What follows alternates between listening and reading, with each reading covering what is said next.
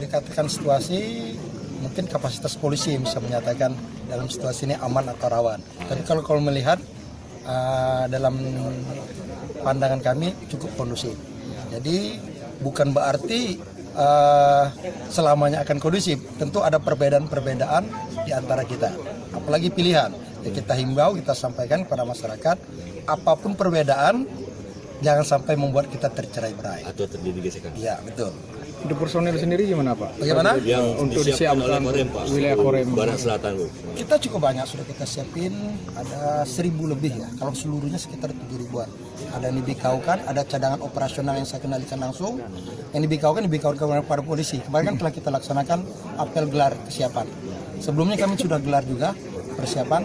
Ada yang di bawah kendali saya langsung, ada di bawah kendali Pangdam langsung, dan ada nanti kita bikaukan kepada polisi. Berapa banyak Pak yang kita bikaukan? Yang bikaukan bervariasi, tiap-tiap kodim sesuai dengan eskalasi kebutuhan. Yang jelas cadangan batalion siap punya 2, dia siap operasional Sekitar kemana? 1.000 itu Pak ya? Lebih dari 1.000.